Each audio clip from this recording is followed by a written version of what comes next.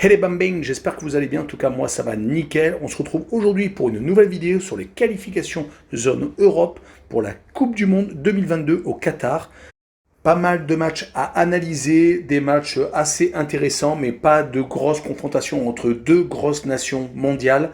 Le match qui nous concerne pour ce 11 octobre sont Biélorussie contre la République tchèque, Estonie contre le Pays de Galles, Norvège contre Monténégro, Pays-de-Bas contre le Gibraltar, Lettonie contre Turquie, Slovénie contre Russie, Croatie contre Slovaquie, Roumanie contre Arménie et Macédoine du Nord contre Allemagne.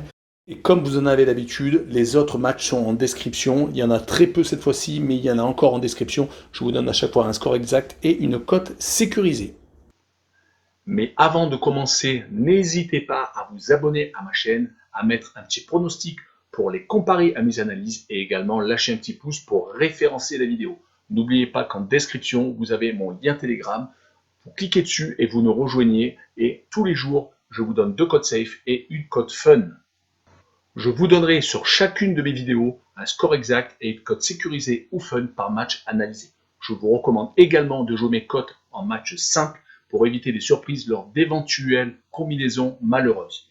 Je vous donnerai mes codes sécurisés par rapport à des away no bet, home no bet, draw no bet. Ce sera surtout des codes sécurisés donc, et également des doubles chances et des plus ou moins un certain nombre de buts. C'est parti!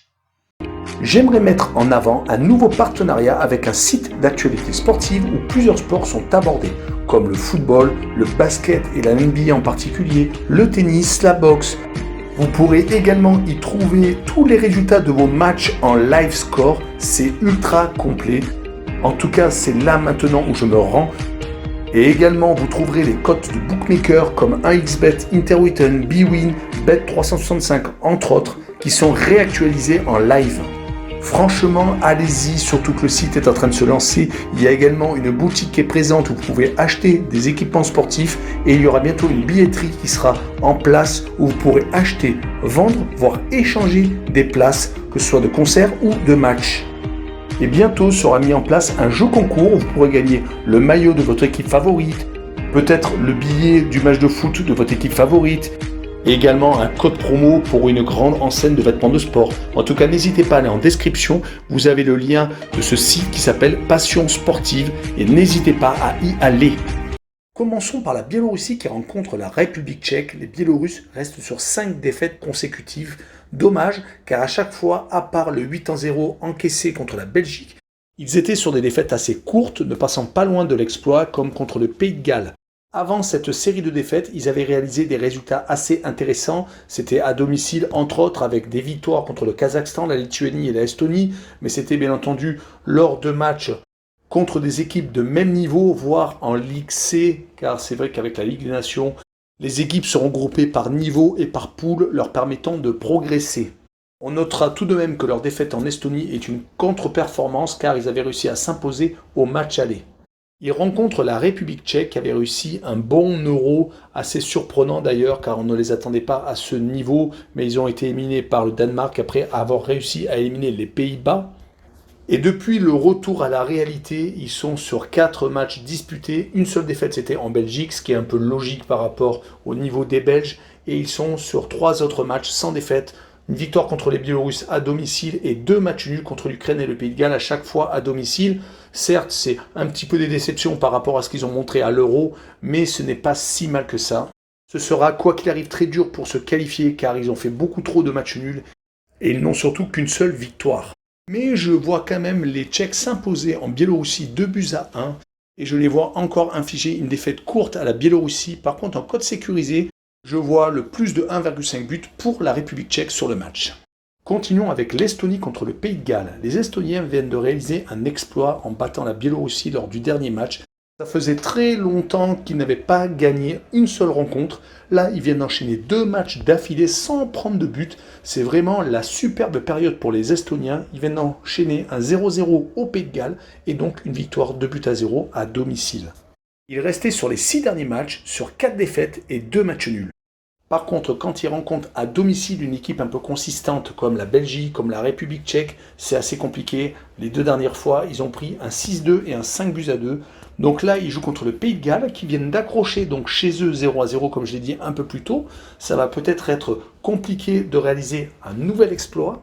En tout cas, les Gallois de leur côté tentent toujours de se qualifier. Ils viennent d'enchaîner 2 matchs nuls consécutifs contre l'Estonie à domicile, donc c'est quand même une déception, et un match nul en République tchèque, ce qui est quand même beaucoup mieux. Ils avaient réussi à s'imposer en Biélorussie, ils avaient réussi également à battre la République tchèque à domicile, donc ils sont quand même beaucoup mieux passés pour être dauphins de la Belgique, qui à mon avis sera largement devant. Mon pronostic sur ce match sera une victoire courte des Gallois, 1-0, et je les vois essayer de ne pas perdre de terrain par rapport à la République tchèque. Et je vois le moins de 2,5 buts sur le match. Continuons avec la Norvège contre le Monténégro. Les Norvégiens sont sur 4 matchs sans défaite. Depuis la reprise des qualifications pour la Coupe du Monde, ils n'ont plus perdu. Ils ont joué les Pays-Bas, ils ont joué en Turquie, et à chaque fois où c'était des matchs nuls ou des victoires contre la Lettonie et contre Gibraltar. Ils risquent de traîner comme un boulet leur défaite à domicile contre la Turquie, car pour l'instant, c'est leur seule défaite. Ils sont toujours en course pour se qualifier pour la Coupe du Monde. L'opposition lors du match retour contre les Pays-Bas va avoir son pesant d'or. Il rencontre le Monténégro qui n'a pas perdu totalement toutes ses chances car à part une défaite aux Pays-Bas et une défaite contre la Norvège à domicile, ils s'en sortent pas trop mal. Contre les petites équipes, ils ont tendance à chaque fois gagner, comme ils l'ont fait à chaque fois contre Gibraltar à l'aller et au retour, et également quand ils se sont imposés en Lettonie. Mais par contre, le 0-0 encaissé à domicile contre ces mêmes Lettons a peut-être été une contre-performance.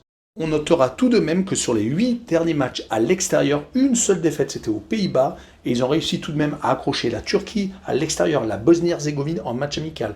Ils se sont imposés au Luxembourg, à Chypre, ils ont fait match nul en Azerbaïdjan et se sont imposés également en Lettonie. Tout ceci pour vous dire que les Monténégrins, quand ils veulent mettre les barbelés à l'extérieur, ils y arrivent tout à fait et je vois le 1 but partout entre les deux équipes et je vois les deux équipes marquées. Passons à Pays-Bas contre Gibraltar.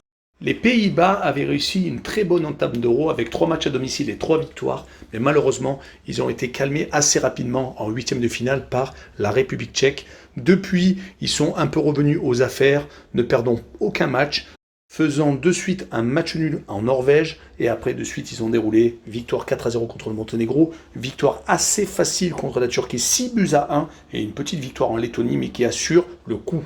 Le seul accroc est la défaite en Turquie lors de la première journée de ces qualifications. Depuis, ils enchaînent et ils devraient normalement finir premier de la poule et se qualifier donc pour la Coupe du Monde. Les adversaires du soir sont Gibraltar qui avait perdu 7-0 au match aller. Ils sont sur 7 défaites consécutives, ayant marqué que 3 buts lors de ces 7 matchs. Depuis des matchs nuls contre Liechtenstein et contre Saint-Marin, mais c'était en Ligue des Nations dans la poule D.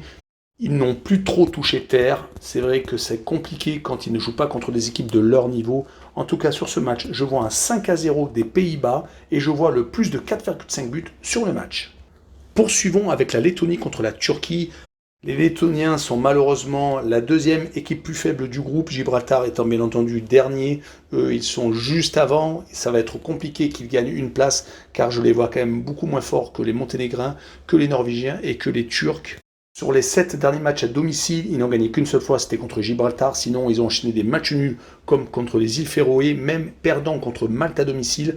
Donc c'est compliqué, mais ils ne perdent quand même pas beaucoup contre les grosses équipes. Ils viennent de perdre 2 fois d'affilée contre la Norvège 2-0 et contre les Pays-Bas 1-0. Donc ce n'est pas une équipe qui prend beaucoup de buts. La seule fois où ils ont pris vraiment une grosse claque, c'était en Allemagne, mais c'était en match amical. Ils ont surtout rencontré une Allemagne qui se préparait pour l'Euro. Ils jouent contre la Turquie qui va de déception en déception, ayant totalement loupé son Euro alors qu'ils avaient beaucoup d'espoir. Depuis le retour de cette compétition totalement ratée, ils n'ont gagné qu'une seule fois, c'était à Gibraltar. Sinon, ils enchaînent les matchs nuls à domicile comme contre le Monténégro et contre la Norvège. Et ils ont pris une raclée aux Pays-Bas 6-1. Mais ils sont tout de même très dangereux en déplacement, comme le démontre la victoire 3-0 en début de qualification en Norvège. Est-ce que les Yilmaz, les Yazici et les Under en tête vont être capables de s'imposer en Lettonie? Je les vois tout à fait y arriver et je vois une victoire 2-0 des Turcs avec la Turquie qui marque plus de 1,5 but sur le match en cote sécurisée. Poursuivons par la rencontre Slovénie contre Russie. Les Slovènes sont capables de tout et de rien. Malheureusement, ils avaient commencé par une victoire d'entrée de jeu contre la Croatie, se mettant en bonne position, mais malheureusement des défaites contre la Russie, contre Chypre, leur avait fait perdre le bénéfice de cette précieuse victoire. En tout cas, depuis, malheureusement, ça ne s'est pas amélioré, à part les victoires contre Malte à l'aller et au retour. Ils ont sombré en Croatie et ont malheureusement fait match nul contre la Slovaquie à domicile. Ils n'ont donc plus droit à l'erreur contre la Russie, qui est leur adversaire du soir, qui de son côté vient de faire le plein de points depuis 3 journées. Ils ont même étendu leur bonne série à un 4e match, c'est contre la Croatie, où ils ont fait 0-0, donc ça fait 4 clean sheets consécutifs depuis un Euro plus ou moins loupé. C'est donc avec des certitudes en défense qu'ils vont se présenter en Slovénie. C'est surtout leur lutte avec la Croatie qui doit être dans leur tête pour éviter de faire une contre-performance en Slovénie. Mais malheureusement pour les Slovènes, je vois la Russie s'imposer 1-0 et continuer dans sa forme du moment, et je vois les deux équipes ne pas marquer. Poursuivons avec la Croatie qui rencontre la Slovaquie. Les Croates sont actuellement dans la même forme que les Russes. Ils sont également sur 4 clean sheets consécutifs depuis leur élimination contre l'Espagne en 8e de finale de l'Euro. Ils ont réussi donc à empiler 3 victoires et 1 nul, marquant 7 buts et en encaissant 0. D'être passé près d'un Euro totalement loupé, ça leur a peut-être remis du plomb dans la tête. En tout cas, ils redeviennent actuellement une équipe crainte. Ils jouent contre la Slovaquie qui malheureusement ne pourra sans doute pas se qualifier. Ils sont au même niveau que les Slovènes. Ils sont bien entendu au-dessus de Chypre et de Malte, même s'ils avaient été accrochés par les Maltais à domicile lors de la 2e journée des qualifications. Ils restent actuellement sur une défaite contre les Russes et ils avaient perdu en septembre contre les Croates, à chaque fois sur le même score, 1-0. Mais je les vois s'incliner cette fois-ci en Croatie 2-0 et je vois encore les Croates ne pas prendre de but. Donc je vois les deux équipes ne pas marquer. Continuons avec le match suivant, la Roumanie contre l'Arménie. Les Roumains sont passés proches de faire match nul en Allemagne, mais malheureusement, à 10 minutes de la fin, Thomas Müller a douché leurs espoirs. Ils étaient sur une série assez intéressante sur les 4 rencontres entre septembre et octobre. Ils avaient même réussi à faire 3 clean sheets consécutifs contre la Macédoine du Nord, le Liechtenstein et en Islande avant cette défaite contre l'Allemagne, mais ils avaient malheureusement mal commencé en mars dernier avec seulement 3 points pris sur 9 possibles.